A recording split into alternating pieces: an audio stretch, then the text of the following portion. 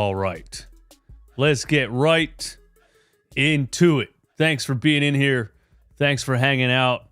Thanks for hanging out with me during the Sixers-Wizards game on Playback TV. Playback.tv/RunItBackPhilly. We had a good time in there. It was a fun one. Shouldn't have been a fun one, but it was. Shouldn't have been a shootout, but it was. If you're watching this on replay, please consider subscribing to the channel if you're not already. Turn your notification bell on. Give us a like on the stream. And if you're listening to this on Apple Podcasts or Spotify, give us a review, man. Shout out to everyone in here. Be active in the chat. We'll be reading the chat as we go. And let's go ahead and talk about it, okay?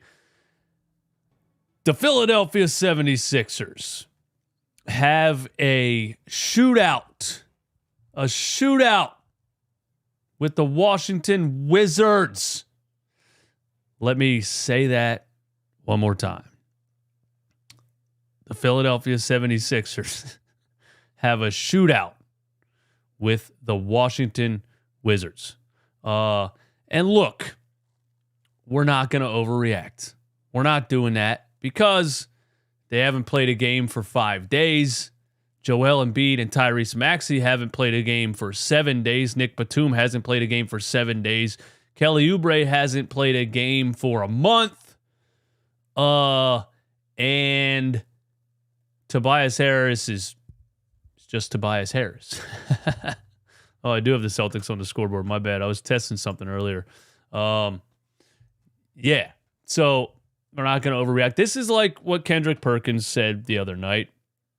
The Sixers have a scrimmage on Wednesday.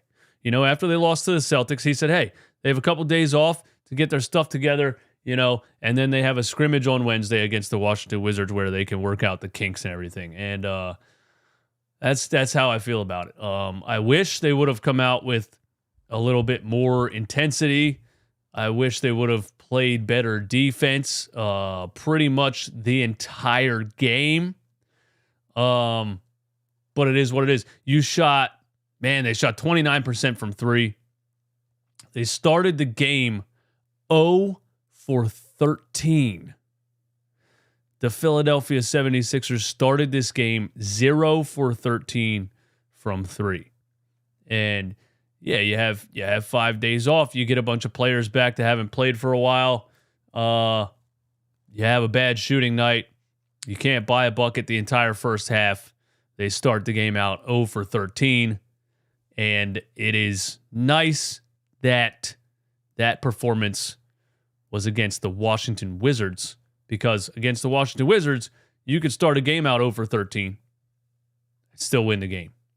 You can play like dog shit for 3 quarters and still win the game.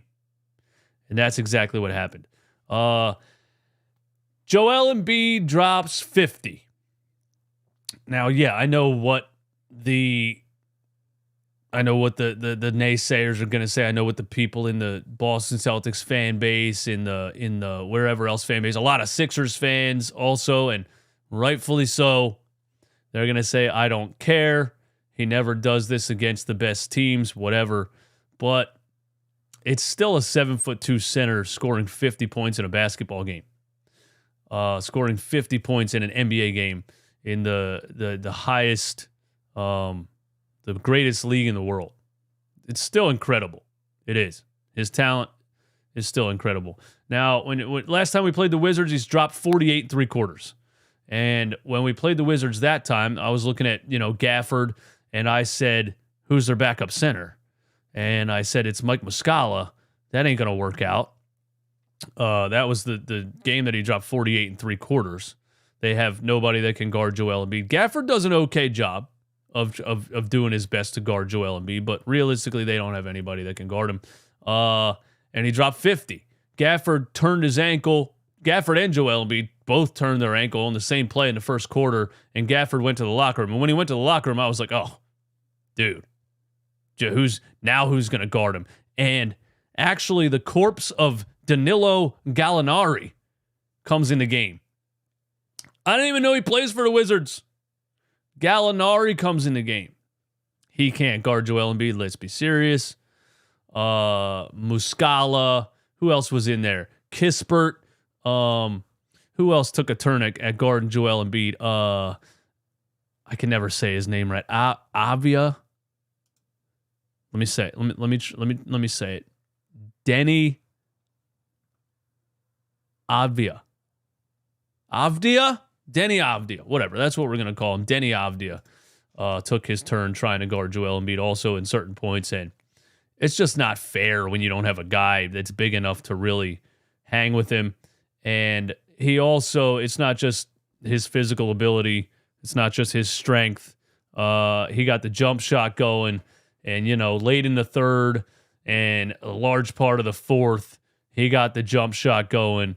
And when Joel has the jump shot going, I mean, you can't stop him interior-wise. You can't stop him from getting to the rim. You can't stop him from getting his own offensive rebound. I saw him do it 3 or 4 times where he really fought on the glass for his own miss at a putback. But when he has the jumper going, there's nothing you can do. And the fourth quarter, he was just pulling up mid-range. Actually, the whole game he was pulling up mid-range, but the fourth quarter, he really was just cooking with that jump shot. And a turnaround, face, shimmy, one-handed jump shot. I don't even know what to call that one. He was getting the roll on a lot of them. He had a soft touch. He was getting the roll and, finished the game 19 of 29, 11 for 13 from the free throw line, 13 rebounds. That's what I love about Joel Embiid this season. That's what I love about Joel Embiid under Nick Nurse so far is the sheer effort, the fighting on the glass, the rebounding the ball. 13 rebounds and 7 assists. It's wild that we talk about a 50-point game for Joel Embiid like it's no big deal, but really it really wasn't a big deal. Nobody on the Wizards can guard him, and to be quite honest, the Sixers were just trying to really get their feet and their legs back under them for 3.5 quarters. I would have liked for them to at least pull away with it in the third and have more of a blowout. The game ends up being a damn shootout at the end of the fourth quarter, going back and forth. Maxey and Embiid start getting hot at the end of the fourth, and I think they're going to run away with it. But on the other end, Jordan Poole's hitting fadeaways from the corner. Kyle Kuzma's hitting bombs. Gallinari's bombing the ball from 40 feet or whatever, and it turns into a little bit of a shootout with the Washington Wizards. But at the end of the day, it was entertaining.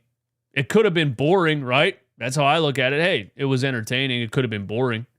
So, yeah, you get a 50-piece from Joel, and the Sixers have a little bit of a shootout with the Washington Wizards in what I'm considering a scrimmage. Now, their next game, which is it the Wizards? Is it the Wizards again? Wednesday, Thursday, Friday's the Hawks.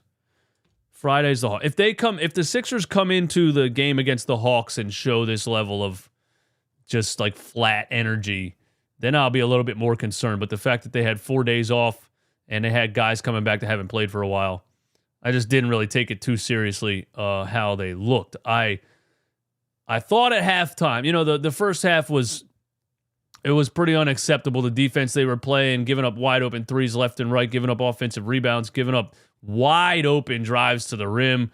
I thought there was going to be an adjustment at halftime, and there was going to be a Nick Nurse defensive intensity kind of masterclass in the second half, and that didn't happen really. They came out in the third, and everything kind of looked the same. They were still giving up wide open threes. They were still giving up wide open drives to the basket. I guess the intensity was a little bit higher in the second half, but it was pretty bad the whole game. The entire game was pretty bad.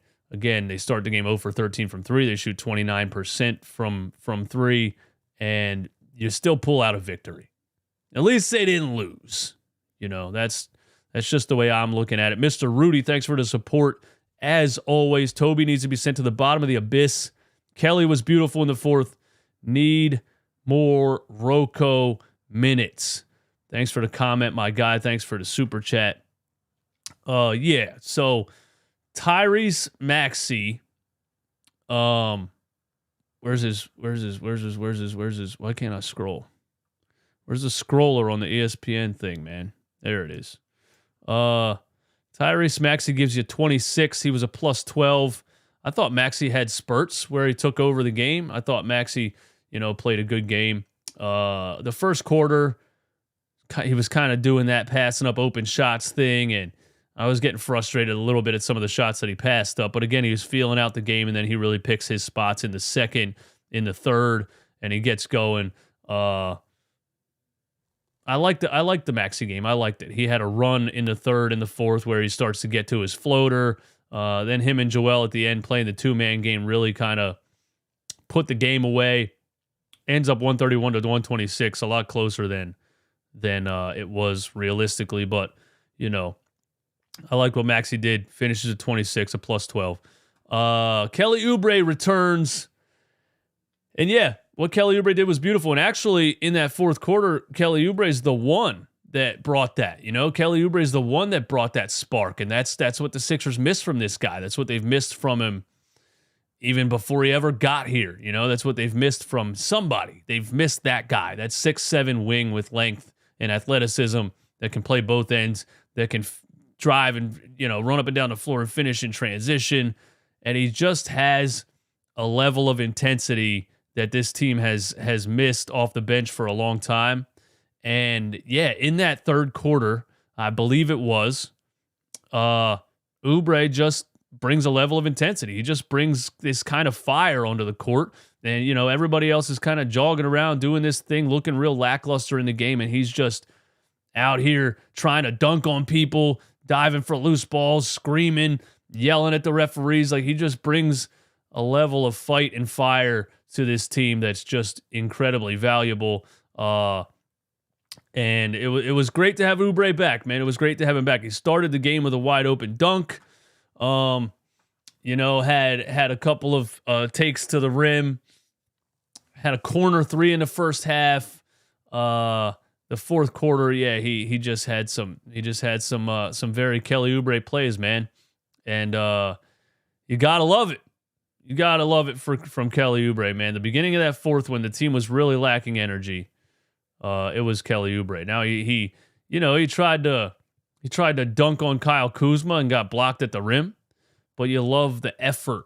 There's a lot of players on this team that don't go up to the rim strong like that. There's a lot of players on this team that shy away from contact, that play soft, that try to be more finesse. Kelly Oubre is the opposite of that. He wants all the smoke. He sees the rim. He sees Kyle Kuzma. He says, I'm going to dunk this ball. And a great block by Kuzma. Got to give him credit. But love having Oubre back, man. 12 points off the bench. And he wasn't in the finishing lineup. And he had a good game. He had 12 points. He was really filling in all the blanks. And he was not in the finishing lineup. My scoreboard, my stats disappeared. Give me 1 second here. Let's get back to it. Sixers Wizards box score, because I really wanted to look at what Tobias Harris did. Actually, let me get to this screen here, because I would have liked for Kelly Oubre to be in the finishing lineup. I would have liked for him to be in, at the end of the game. But who's he go in for at the end of the game? You know what I mean? Tobias Harris? Is that going to happen? That's the thing about it, I like Oubre off the bench. I really do. He brings that spark off the bench. I think you gotta find a way to have him in at the end of the game. I really do. Tobias Harris, just kind of, man, what can we say? What can we say about Tobias, man? Skittish. Why is he so skittish right now? Tobias is playing with like a level of, he just looks scared.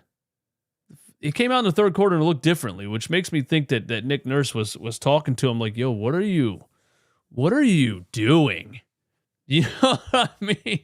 The first half, he just looked scared. He would get the ball at the top of the key and hesitate and do this little jab step and like take a couple mini dribbles and like throw it back out and turn the ball over or whatever. I don't know. Tobias Harris is in a little bit of a slump, I guess you could call it right now. And he's got the yips. I don't know what it is. Ever since the end of that Boston game, Tobias Harris seems like he has the yips. You know, he was playing so well in the beginning of the season, and he'll get it back. He'll get it back. I'm not really worried. I think he'll get back to that like mid-level 15-point per game kind of guy. I think he'll get back there. At least Nick Nurse is going to try to get him back there. But the team really, at the end of the fourth quarter, when you look at the lineup, I don't know. Does Kelly Oubre help you more than Tobias Harris? Yeah, I think so. You know, you got a big time decision to make. Because when you think about this team going towards like the playoffs, what's that finishing lineup going to be? You know, if Oubre's coming off the bench and giving you 12 points and having a serious impact on the game, both ends, and giving you a level of intensity that other players aren't giving you, and giving you just effort and crashing the glass and dunking the ball and just playing above the rim. Do you put Oubre in there in the finishing lineup and leave $40 million Tobias Harris on the bench? That's a tough call. That's a call that Nick Nurse has to make. He has to make that call, you know? And I don't know. What do you guys think, man? Where's the chat at? Where's my chat? What do you guys think? Toby coming off the bench and starting Oubre would be nice, I think, but I'm also not a coach. Yeah, I don't know, man. Because Tobias can't do anything off the bench either. You know what I'm saying? Can he do anything off the bench? Can he do anything off the bench? You know what I mean? Can Tobias do anything off the bench? Tobias comes in these lineups and he needs that Joel Embiid out there. He needs the guys out there, the 1 and the 2, and to really kind of feed off of. You know what I mean? Can he really come off the bench and be effective? He's not a shot creator. I don't think he can. I'm going to get to more of the chat in just a second, but I want to let you know this episode of Run It Back Philly is brought to you by HelloFresh. Skip the grocery store this holiday season. Go to HelloFresh.com/runitbackfree and you can get free breakfast for life from HelloFresh. Free breakfast for life. Go to HelloFresh.com/runitbackfree. If you're busy like I am, constantly working, constantly doing things, don't have a normal schedule, don't have a normal structure, a lot of times it's nice to have meals delivered to your door. HelloFresh is fresh ingredients delivered to your door. You still cook it. That's the cool thing about it. But it helps you. You don't have to go to you're skipping the grocery store and you're saving some money at the same time. And the recipes are great. And they got breakfasts and lunches and dinners, and they got protein plus options. They got all kinds of stuff on there. Check it out. HelloFresh.com/runitbackfree for free breakfast for life. Thank you to HelloFresh for sponsoring the channel. Let's get back to the chat. Tobias Harris off the bench is interesting to me. I just I don't think that would work. But then there you go. Tobias Harris should be DNP.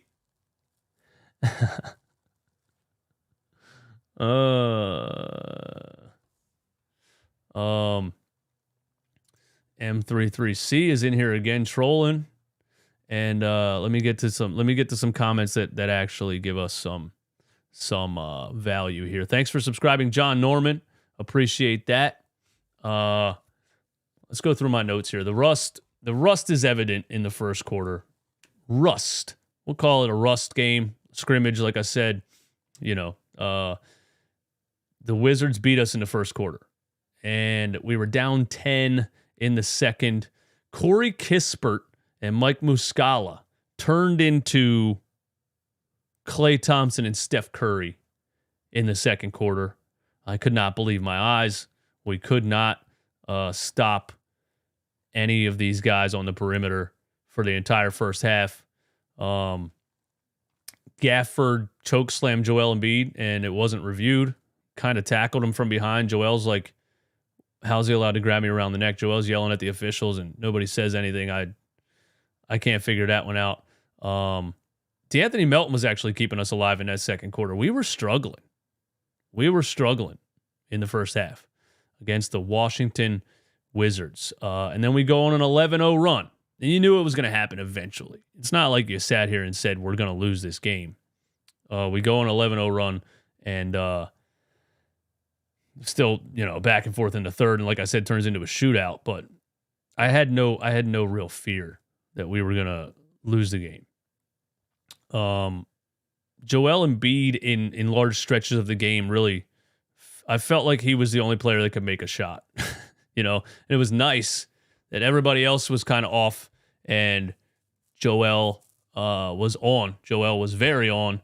And without his 50 points, we lose this game.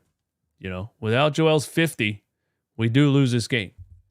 Final score is a 5-point victory. Joel drops 50. If Joel drops 40, we lose the game. So it would have been nice, to get an easier victory and have Joel maybe be able to rest the fourth quarter, but it didn't happen that way. It did not happen that way.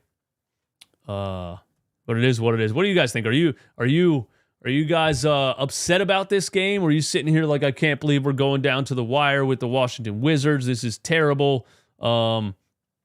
Or do you not care? Are you looking at it like I am, where they haven't played for a couple of days, they get a lot of players back, and it was like a scrimmage against the Washington Wizards. Am I downplaying it? Am I making excuses? Should I be more concerned about what this team looked like?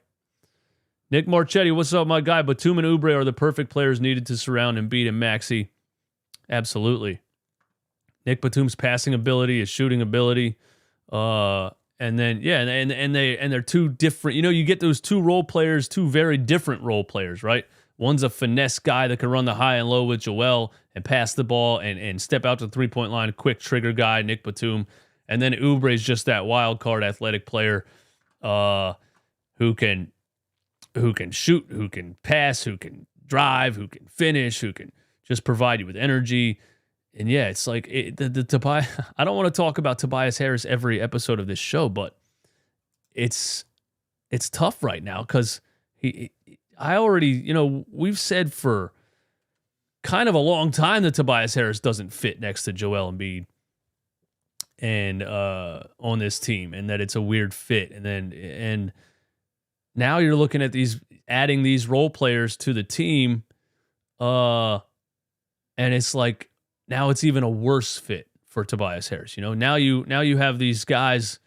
It was like, oh, Tobias is the number 4. It's fine, right? He's a good whatever. I don't actually, like I said to RB last night, I don't know what he's actually good at. I can't figure it out. But now you get actual role players that fit and make sense. And I'm kind of sitting here like, what is Tobias Harris's? What is his job on this team? What is his role on this team? I would honestly rather run Oubre, Batum, and Covington. Damn camera, bro.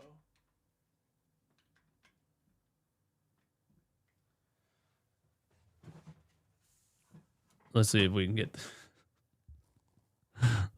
get the camera back, man.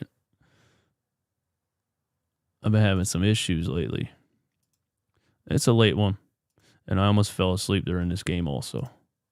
Come on, bro. Damn, I got to go all the way over here. I need a producer. Oh my God, bro. Ah!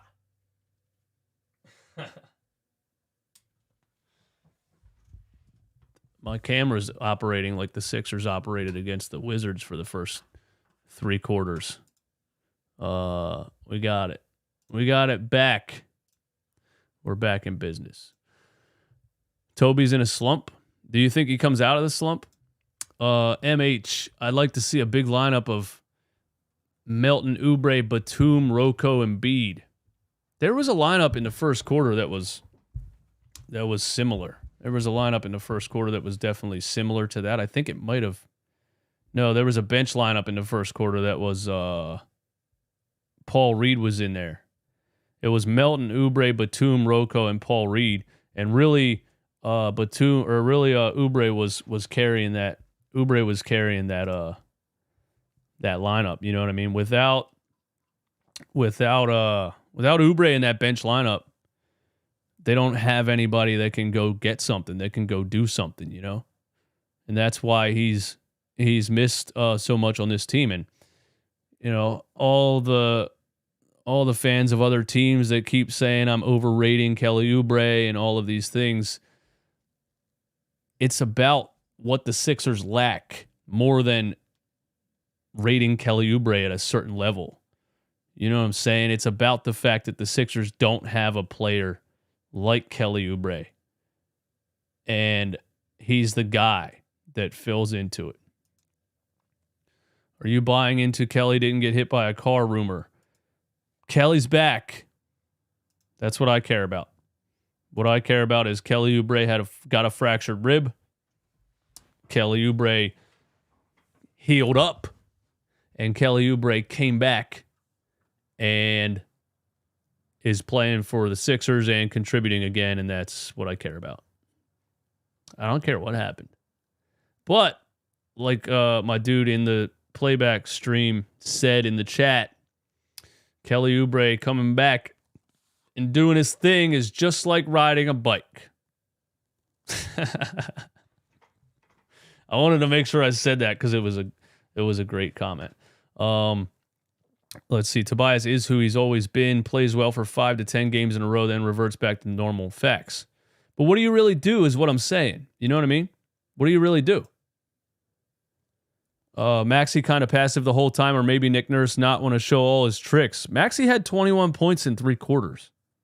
You know? I thought it was okay. I didn't think, you know, I don't think Maxey needs to drop 50 every night. I don't think he needs to drop 40 every night. I do think he was a little bit passive in the first quarter. It was kind of annoying me a little bit. You know, he passed up some open threes and things like that. But he found his spots and he got going in certain points of the game. And, you know, I can't ask for much more than Maxey to score 21 in the first or the first 3 quarters. And then, you know, he just gave the ball to Joel in the fourth. And Joel Embiid had 48. Game was basically over. And he says, no, we're not going to run the clock out. I'm going to shoot a jump shot over Kyle Kuzma. A step back, fade away, high arcing jump shot over Kuzma. All net for 50 points. What a performance by Joel Embiid. Now let's continue. Let's do it against the Atlanta Hawks. Let's keep it going. Anunoby for Tobias would be an absolute steal.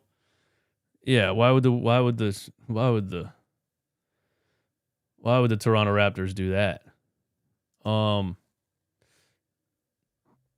The Tobias Harris thing's always tricky. You want to get rid of the contract. And we keep saying this expiring contract is attractive to teams that want to clear cap space. But they're going to get more than Tobias Harris for OG Anunoby. Sixers have some first-round draft picks they can trade. But Eastwood, not going to lie, bro, I was high on Tobias, but not anymore. Sixers need to trade him for Anunoby immediately.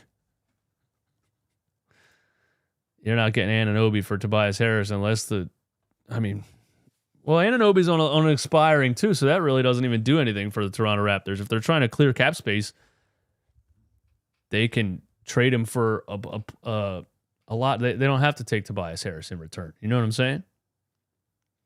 They could trade him for a bunch of different expiring contracts and first-round picks. And we've been trying to trade Tobias Harris for 5 years. It's just not going to happen. It's just not going to happen. Toby is most of the time in a slump. It's his normal play. It's more like, okay.